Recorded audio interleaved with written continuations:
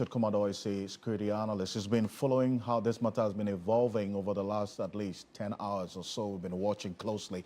Mr. Kumadoe, thank you for joining us. Now, with all the references and the great detail that Dennis brings to this, taking into consideration what the FBI itself has put out about this gentleman in question, which links Shatta Wale, and how the Yoko has come in now, from the security perspective, how do you connect the dots on this? Definitely. Dennis mentioned one of them. That is money laundering and financial crime and related activities. And if you remember, we had a discussion about 2 days ago when the CID boss mentioned car theft, and Ghana has become a dominant place for many of these cars that has been stolen from one of the destinations we are talking about. And I said, if care is not taken, the fraud transference could be sent into second to third parties who might have just purchased a car for luxury or for business. And this is one of those cases. Now, when you speak about Shatta Wale in particular, he has been a person of interest since the day he started throwing money into the air and begin to ride in town with those large numbers of vehicles, motorbikes. And when we say the person of interest, what we are talking about is that you have other come under crime notice, you have come under investigation notice, you have come under national security interest notice, you have come under safety notice, or you have come under insecurity notice. The profiling agencies within the law enforcement agencies will not prompt you, but then that is who he has become. And the person of interest could be nationally or globally. And to that extent, whatever activities you are engaging or related parties, to the extent that fraud can be investigated and you could be drawn in, you needed to take your due diligence seriously. And I don't think in this case he did that. And that is why he was drawn into this case. After, if you remember, Koblen Dubois, one of the charges against him was car theft. And yes, that is one of the things that Attorney General was pursuing. And for some of us within the investigative environment, arena, we are aware of many of these cases, and I was surprised he didn't cooperate with Promonacha, and he forced Yoko to issue the statement, which Yoko wouldn't do under normal circumstances. And so these are some of the things I talked to you about, options available to investigative agencies and prosecution agencies. Once you force them, then they are also entitled to issue out or to adapt some of the options available to them. And to that extent, I think he will need to be a bit more sober, because after you see, I've said it before, once you come under crime notice and the notice is served publicly or privately and it's made known to you, you do not dictate how the investigation should be done and which approach to be done, which approach should be adopted. One of the words in the lines there is surveillance. It means that Dubois and Shatta Wale, many of our celebrities who have not taken due diligence seriously have been put under surveillance by international organizations and local collaborators for a very long time. And the decisions could go against them when the adverse findings are made public. I see. But then you reference how Yoko decided to deal with this matter, because they agreed to Shatta Wale's plea to them that he didn't want this matter public, because this Lamborghini was a big part of his brand.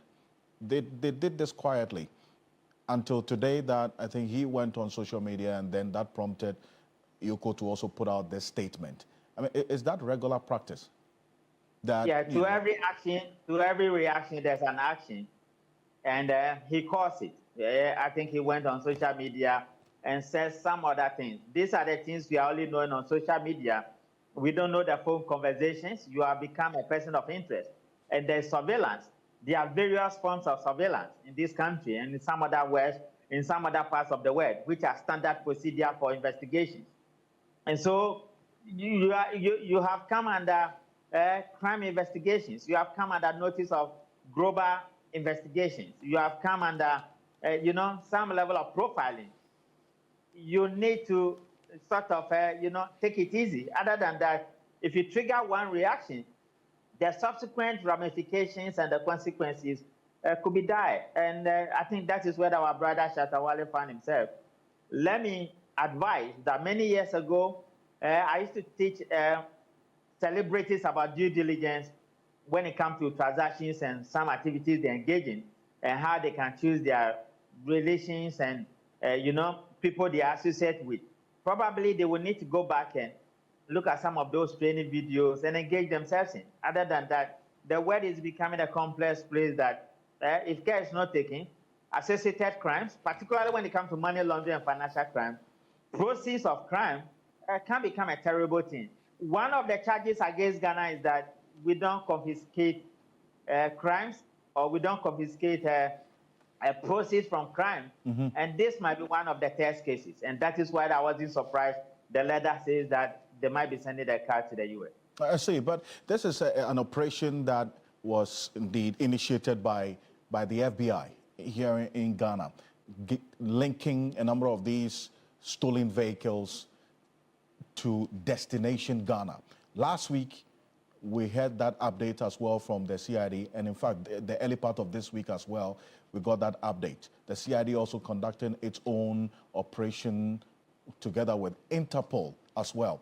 Now, how do you, from the security perspective, see this playing out? Because it appears that this country, for a long time, had become a destination for these stolen vehicles, and our security agencies maybe were not paying attention to that aspect of things until now?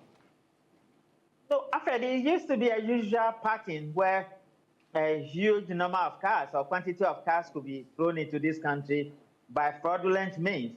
In one particular instance, prominent politicians were using fraudulent cars for their campaigns. And those cars were retrieved by our security agencies and they were thrown back out of this country.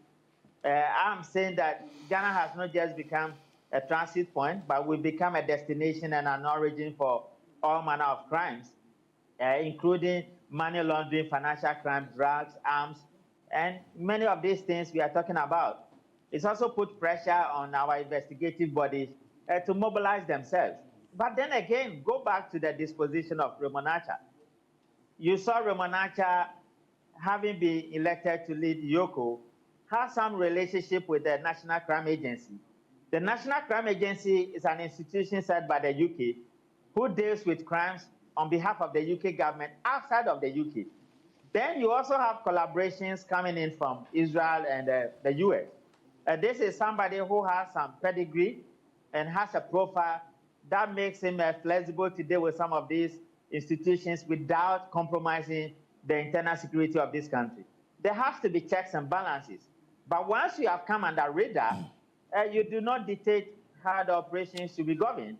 If he has not gone to social media with many of the posts we are seeing, I believe even though the option for Yoko to issue a statement into this particular matter, they would have waived it and kept the situation under control, investigate it, send the car back, and the general public or the large fans who was afraid could be vulnerable and compromised, wouldn't have known about it. And we would have just heard that Attorney General is charging the Dubois with a stolen car.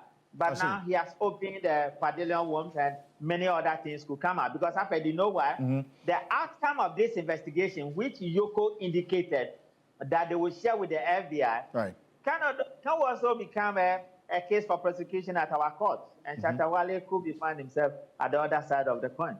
And very quickly, before I let you go, now we've seen international interest in Ghana as a result of this stolen vehicles being brought into this country. Interpol, FBI, all involved in one activity or the other to uncover these stolen vehicles. For the people who are watching us now, who may have bought some of these stolen vehicles at carports unknowingly, what should they be doing now?